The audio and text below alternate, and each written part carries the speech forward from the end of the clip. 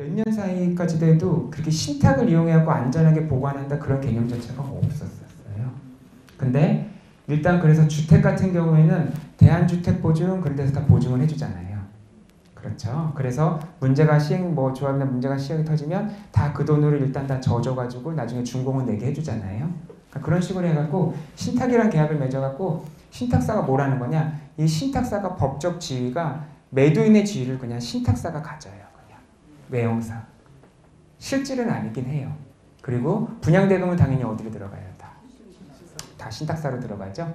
그럼 신탁사로 다 자금이 들어가요. 그러면 어떻게 하는 거냐면요. 시행사가 신탁사한테 돈을 타 쓰는 구조로 가는 거예요. 뭐 분양대행 수수료라든지 공사비라든지. 그럼 보통 어떻게 하냐? 시행사, 시행사, 시공사, 대주 3명 있다고 그랬잖아요. 그럼 돈을 내보낼 때 우리 이 돈을 써야 돼요 라고 신탁사에 보낼 때 세 군데 도장을 땅 받아갖고 신탁사에 요청을 해요. 그럼 신탁사가 그 해당되는 자금을 내려주면 공사비로 쏘고 이자 갚고 분양대행 수수료 주고 뭐 그런 식 구조로 가는 거고, 그렇게 돼갖고 정상적으로 다 맞춰줘. 그 다음에 이것도 그런데 신탁사가 가면 그러면 뭐가 있어요? 신탁계약을 하면 수익권이라는 거죠. 수익권.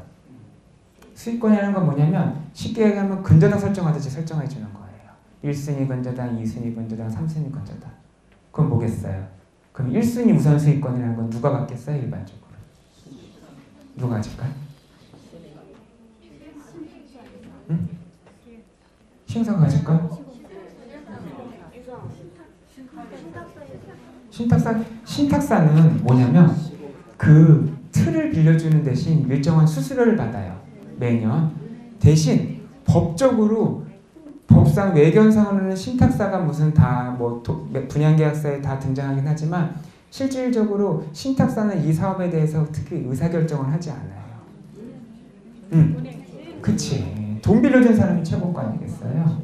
1순위는 그래서 주로 다 똑같은 건 아니에요. 은행이 가져요. 은행이. 이 의미는 뭐겠어요? 이 사업이 중간에 망했어. 멈춰버렸어요. 분양이 잘 안 되거나 문제가 생겨서. 그럼 은행이 어떻게 하는 거예요? 공매를 넘기는 거죠. 그러니까 일반 분들이 하는 건 법원에서 하는 건 경매라고 하고요. 이런 신탁사를 통해 갖고 신탁 물건이 되는 건 공매라고 해요. 그래서 일반 분들은 공매를 하실 기회가 많지는 않으세요. 이건 대부분 다 되게 한 몇백억짜리라든가 되게 규모 있는 것들을 주로 하는 거기 때문에, 그러면 당연히 그렇게 해서 누가 서가면 제일 먼저 뭘 가져가겠어요? 1순위로 가져가는 건 신탁사가 자기 수수료부터 떼어가요. 수수료. 그 다음에 자기들 낼 세금들. 그거 다 떼어가고요. 그 다음에 제일 먼저 받는 게 아까지 1순위 우선 수익권 갖는다고 했다고 그랬죠? 그러면은 그쪽에 갖는 거예요. 그러니까 대출은행이 그걸 먼저 회수해 가고요. 그 다음에 보통 2순위 누가 가져가겠어요? 그쵸. 시공사가 가져가요. 대신 시공사는 뭘 해줄까요?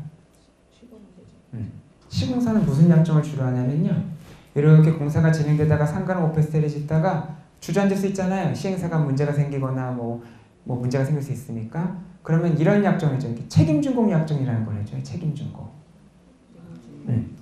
옛날에는 시공사가 뭘 많이 해줬냐면요. 한참 2000년 초반에 그럴 때는 지불보증 약정 같은 것도 해줬어요. 그게 뭐였냐면 시행사가 대출은행한테 빌리는 돈에 대해서 시공사가 보증을 서줬어요. 보증을.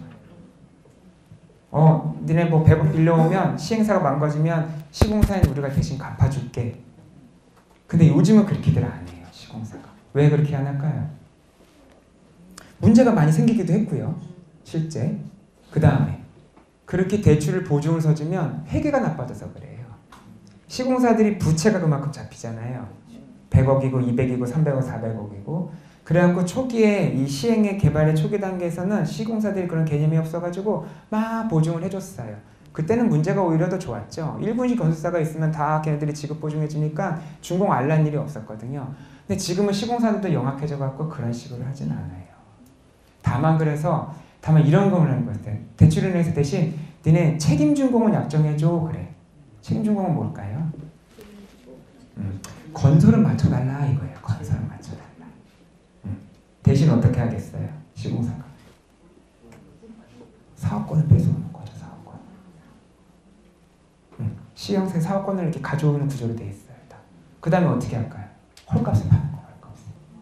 무슨 말씀인지 알겠어요? 봐요. 500개 오피스텔을 져요.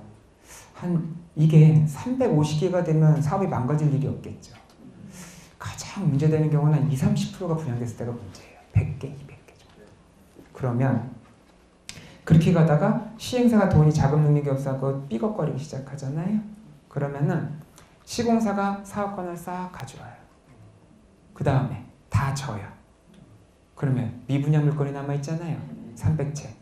보세요. 아까 1순위 은행 뭐 100억 있다가 쳐볼까요? 그 다음에 당연히 시공비가 훨씬 더 많이 들어가게 돼 있어요. 왜 그러냐면 은행에서 한 100억만 대출해주고요. 나머지 시공비는 뭘로 때우는 거예요? 분양 계약금 중도금 대출 받아서 받는 거잖아요. 그렇게 받아요. 그러면 가져와. 그럼 200개, 300개 되고 남은 게 200개가 뭐 200개가 남는다. 그럼 시공사는 무슨 목적이겠어요? 보세요. 1순위 대출은행, 2순위 시공사, 3순위가 뭐겠어요? 3순위. 시행사가 가져갈 이익이 잡혔을 거 아니겠어요? 여기. 그쵸? 그럼 이 시행사가 잡힐 이익이라는 건 분양가가 평당 1000에서 만약에 이익이 있다고 하면 만약에 이 이익을 싹 지운다고 쳐볼까? 그럼 어떻게 하면 돼요? 평당 한 5, 600에 팔면 되잖아요. 시공사 입장에서. 자, 너무 돌아왔는데 회사 보유 물량을 판다. 회사 보유 물량이 뭘까? 그렇죠. 다 그런 건 아니에요. 시행사업 중에 시행사가 튼튼한 시행사들도 있잖아요. 그러면 시행비를 한 다음에 대출을 하고 시공비도 다 정리한 다음에 시행사가 얻는 이익이 건물이나 상가나 오피스텔로 남는 경우도 있어요. 그럼 그것도 회사 보유 물량이잖아요.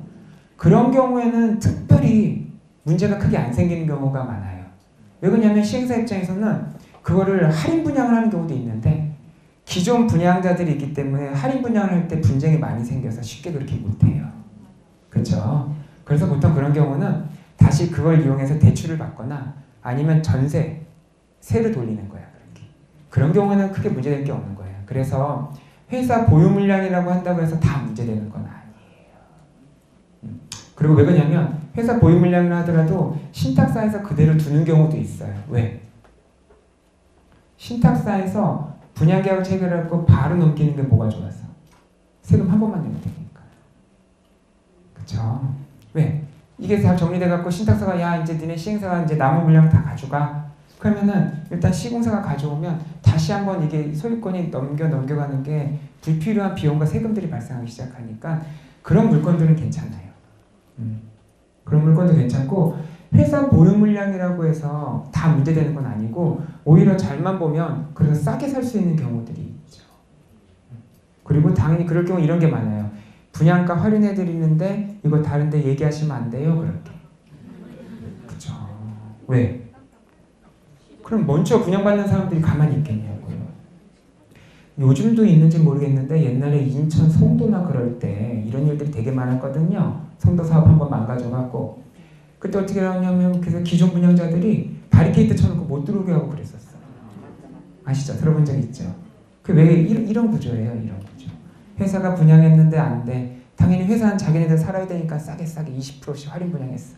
기존 분양자들 세상 살면서 이거잖아요. 다 같이 가난하면 불만이 없잖아요. 사는데.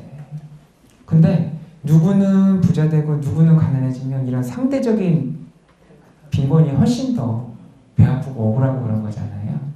뭐 그런 부분이라 이제 이런 문제들이 있고 그래서 요즘은 워낙 신탁 물건들도 많고 분양 물건들도 많고 하니까 이런 것들을 하실 때 일일이 다 아실 필요가 없다는 거예요. 다만 정상적인 등기부가 갖고 깨끗한 등기부여가지고 여기에 대해서 내가 소유자와 1대1로 매매라거나 임대라거나 그런 것들은 그냥 중개사분을 통해서 하시거나 이렇게 하면 되고요.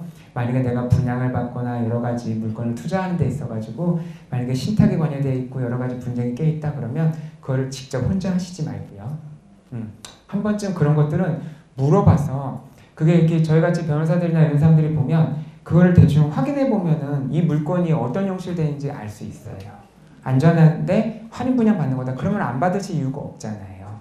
그쵸? 안전하고 할인 분양 받는 건 받으면 되는 거고요. 그 다음에 뭐 하여튼 그런 부분들은 한번 좀 상의해보고 하시면 좋을 것 같아요.